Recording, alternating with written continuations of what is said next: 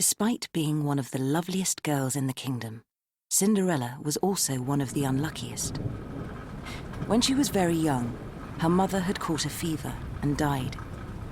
Her father grieved for several years, but eventually fell in love again. His new wife was a widow who had 2 daughters, a little older than Cinderella.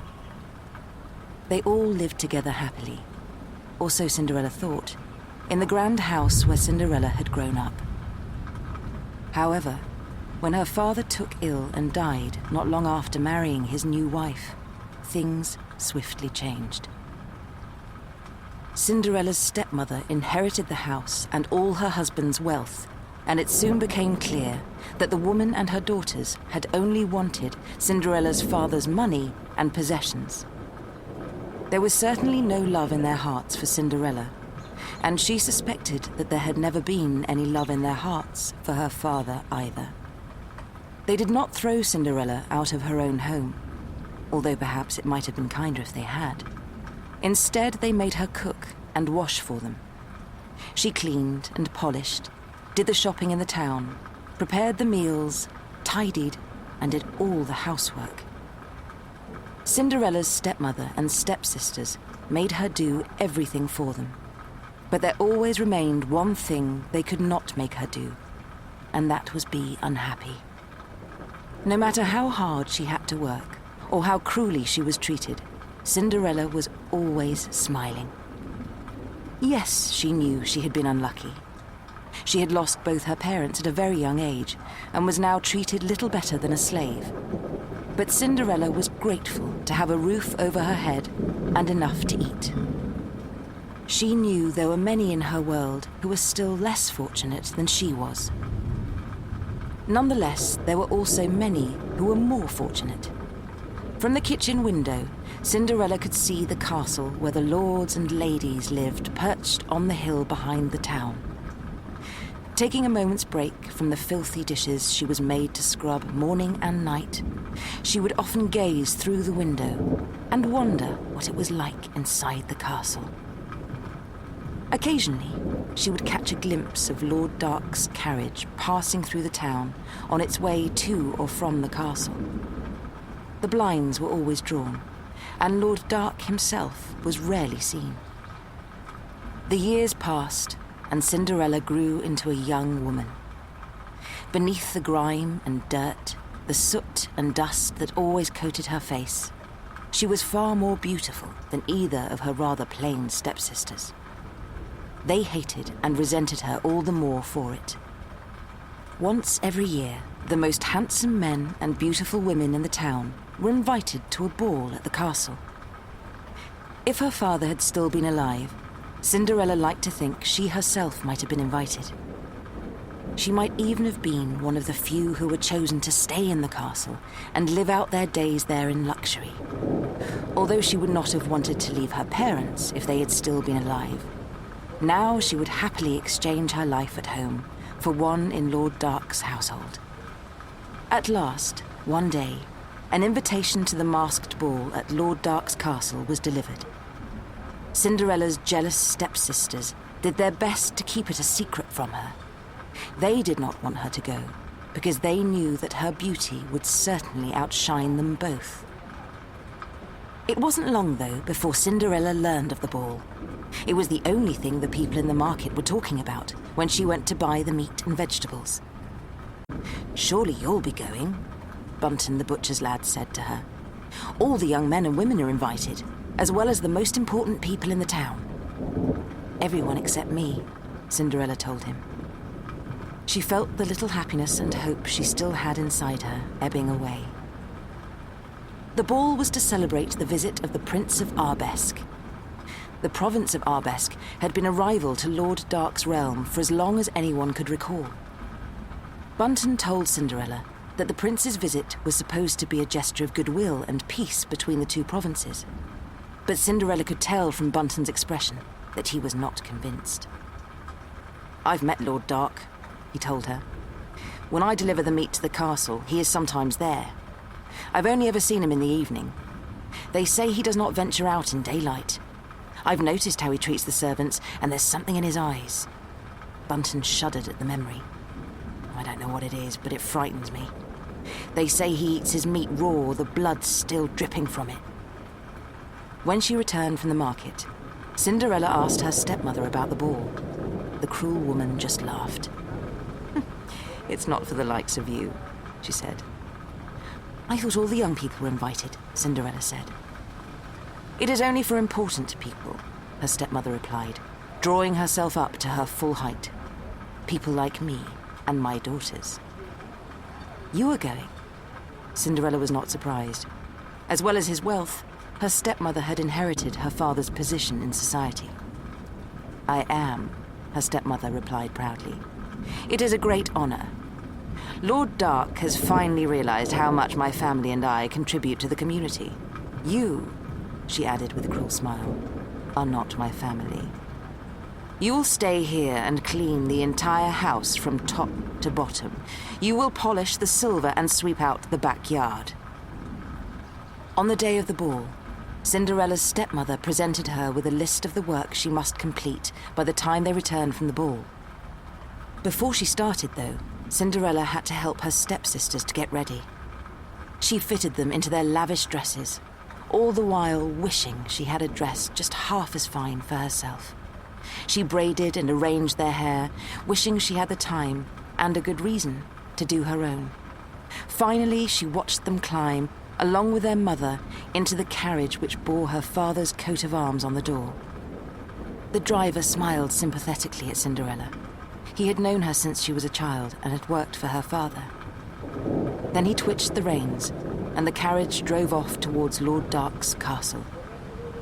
As it disappeared into the gathering night, Cinderella heard the castle clock chime 8. Back inside the house, Cinderella was just starting to mop the kitchen floor when she felt a draft on the back of her neck. It ruffled her hair and made her shiver. Thinking she must have left a window open, she started to cross the room to check, but was interrupted by a strange noise which split the air. A wheezing, grinding, scraping sound. Cinderella watched in amazement as a blue box manifested in the corner of the kitchen. She stared at it in disbelief for several moments before the front opened and a man stepped out. The man smiled at Cinderella. He flicked a wayward lock of hair from his eye, but it flopped straight back to where it had been. This time, he ignored it. "Who are you?" Cinderella asked. She wondered who would travel in such a strange and exciting manner, and a thought occurred to her. The man's smile expanded into a grin. "The Prince of Arabesque will be up at the castle enjoying the masked ball by now," he said, "which is exactly where you should be." Cinderella shook her head sadly. "I'm not invited." "Of course you're invited. In fact, you are the most important guest of all," the man told her. Cinderella laughed at this. "Me? I don't even have a dress to wear. They'd never let me in like this." She gestured at her tattered dress and smudged apron. One of her worn-down shoes had a hole in the end of it, from which a lonely toe poked. She certainly was a sorry sight. The strange man raised his eyebrows. He walked over to her, took the mop she was holding, and threw it across the room. "You do need a bit of work," he agreed. "Come on, then." "Come on where?" Cinderella asked. "Into my magic box," the man told her. "You can have a quick bath, and I'll find some clothes for you to choose from." Cinderella was a little nervous, but she thought the man, though a bit strange, seemed trustworthy. Plus, she'd much rather go to the ball than be stuck scrubbing the kitchen floor, so she followed him through the door into his blue box. She'd expected it to be no bigger than a cupboard, which is how big it appeared from the outside. But once inside, it opened out into a whole mansion, larger than her own house. It was perhaps even larger than Lord Dark's castle. The man led her through a large chamber with a strange table in the middle of it, and down corridors and walkways, until eventually he ushered her through a door and into the most magnificent bathroom she had ever seen. "Just ring when you're done," he said, and showed Cinderella a bell pull hanging close to the enormous bath. "The left tap is cold water, the right tap is hot water, and the middle one is lemonade," he told her.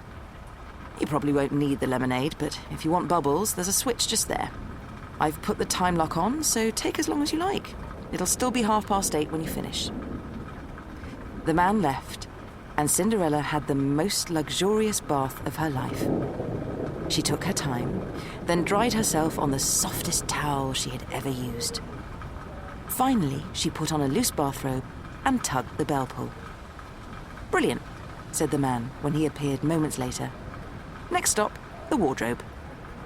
Cinderella had never seen so many clothes. There were whole rooms full of them. The man had already picked out several dresses that he thought she might like. He also showed her a whole rack of other dresses she could try, and then he left her to it. It took a while, but Cinderella finally found the perfect blue, billowing dress. When the man returned, he nodded and straightened his rather floppy bow tie. "I know just the right shoes to go with it," he told her. The shoes he offered were made of crystal. The toes were faceted so that they caught the light and shone like cut diamonds. "Are they made of glass?" Cinderella wondered aloud.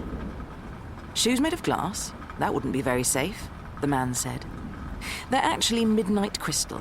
Much tougher than glass and, thanks to a clear polymer lining that adapts to the shape of your foot, a lot softer too.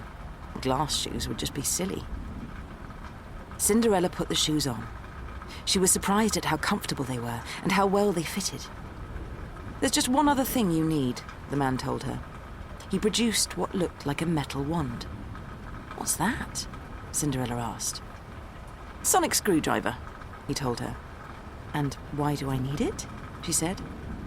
"You need it," the man said, "so that at exactly midnight, when the castle clock chimes the first note of the hour, you can do this."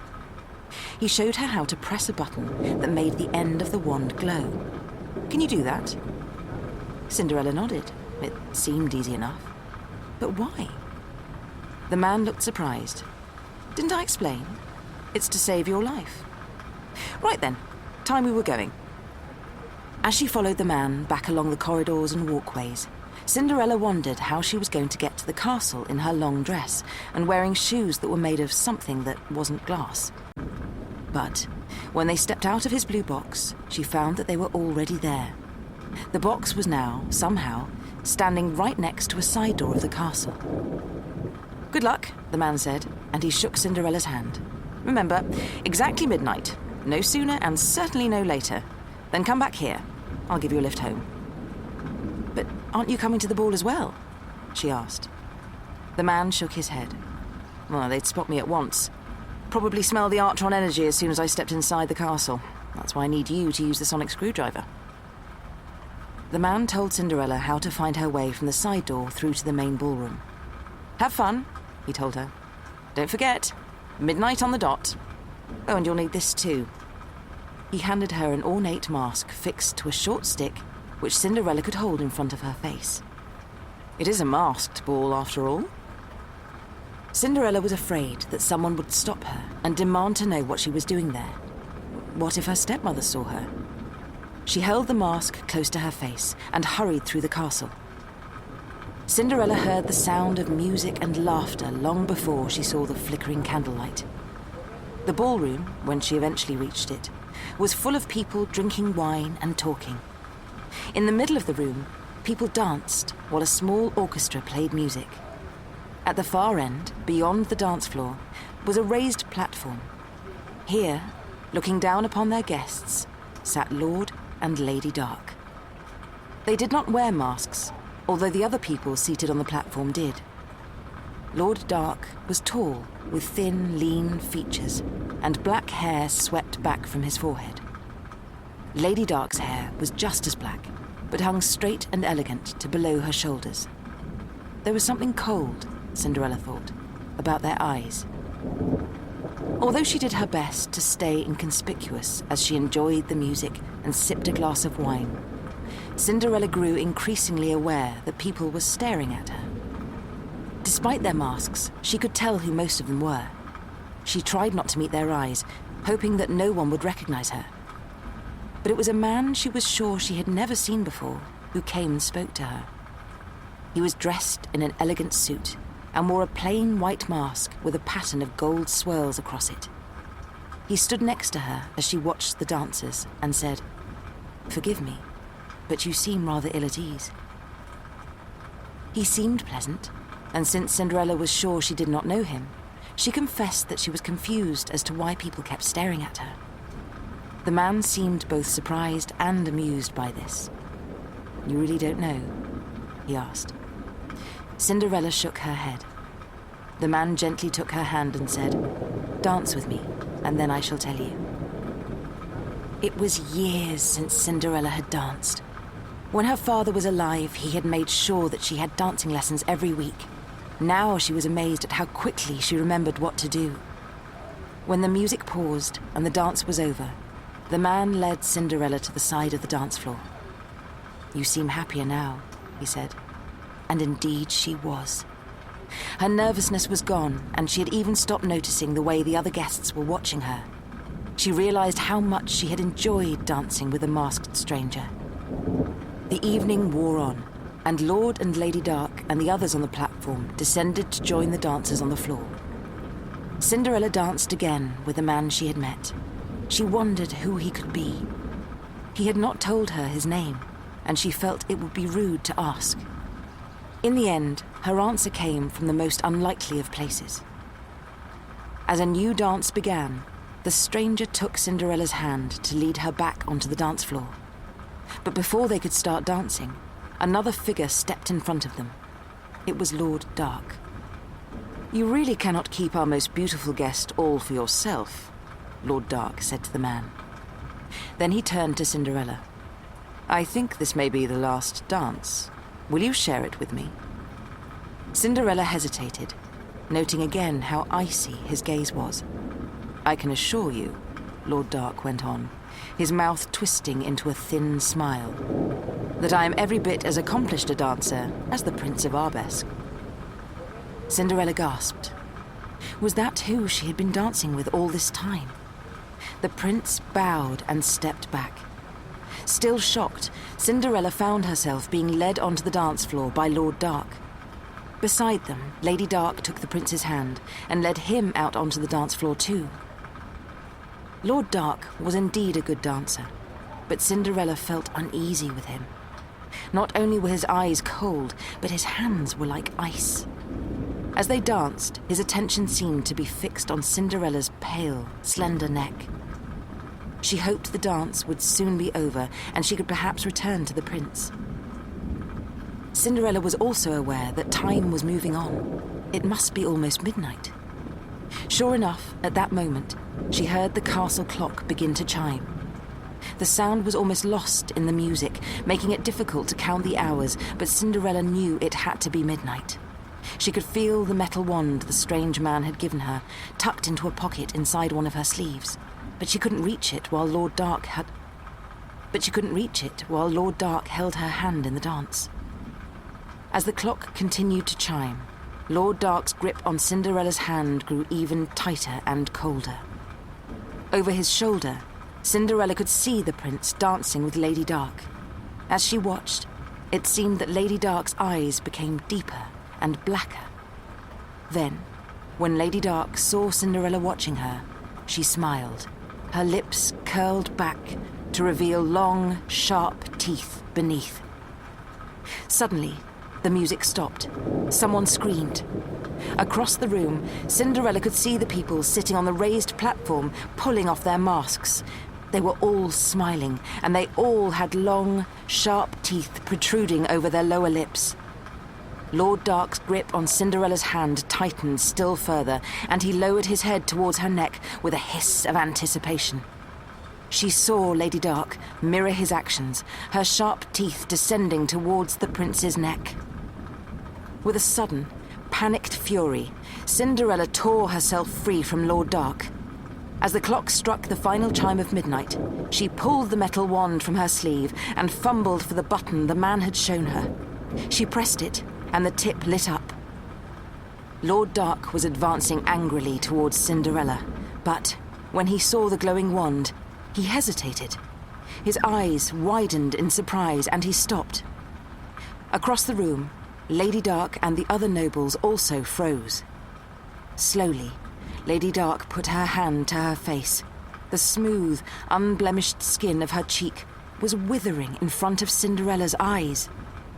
The prince, who had also managed to break free from his dancing partner, backed away in horror as her cheeks hollowed and the skin across her face tightened like old parchment. Lord Dark reached out towards Cinderella, stumbling forward and trying to grab the wand, but she held it high above her head. Lord Dark crumpled to his knees. He stared at Cinderella for a moment, his hair white, his face little more than a skull. Then he pitched forwards. His clutching hand disintegrated into a pile of grey dust. Behind him, Lady Dark and the other nobles sank to their knees and also dissolved into dust. For a moment, there was silence. Cinderella turned off the wand and slipped it back into the secret pocket in her sleeve. Guests screamed and ran from the ballroom, and amongst them she spotted her stepmother and stepsisters pushing their way towards the exit. Cinderella hurried in the opposite direction, towards the passageway that would take her back to the side door and the man with his magic blue box. She had no idea what had happened, only that she had to get away. In the back of her mind, she was worried that she must get home before her stepmother and stepsisters did. She ran down a short flight of steps and, in her haste, twisted her foot. One of her shoes fell off, but she wasted no time stopping to pick it up. She simply took off the other shoe and ran in bare feet. Was it her imagination, or could she hear someone running after her? Finally, she emerged into the cold night air. She stood, gasping for breath, beside the blue box. The door opened, and the man came out. He was grinning. "You did it then. Well done." She was so out of breath she could barely speak. "What did I do?" she managed to ask at last. "Oh, just a simple sonic resonance." He took back the wand and slipped it into his jacket pocket. "At just the right moment, as the vampires are changing, it can interfere with their molecular transformation, and, well, you saw the effect. Who's your friend?" It took Cinderella a moment to work out what he meant. She turned to see that the prince was coming out of the side door. He walked slowly over to Cinderella and handed her the shoe she had lost. "I don't know what you did," he said, "but I think you saved all of our lives." "She certainly did," the strange man said. "Especially yours. Lord Dark was going to turn you into a vampire so he could send you back to turn all the nobles of Arbesk into vampires too. This whole party was for your benefit." "I came here looking for peace," said the prince quietly. "I'm sorry you didn't find what you were looking for," Cinderella told him. The prince took her hands in his. "It's all right. I found something much better." She frowned, confused. "What do you mean?" "I think," the strange man beside her said, "that he's asking you if you want to be a princess. So I'll leave you to it then." Cinderella did not hear the door to the blue box close. She didn't notice the breeze that ruffled her hair or the grating, rasping sound as the box slowly faded away. All her attention was focused on the prince whose life she had saved. It appeared that Cinderella's luck had finally changed for good.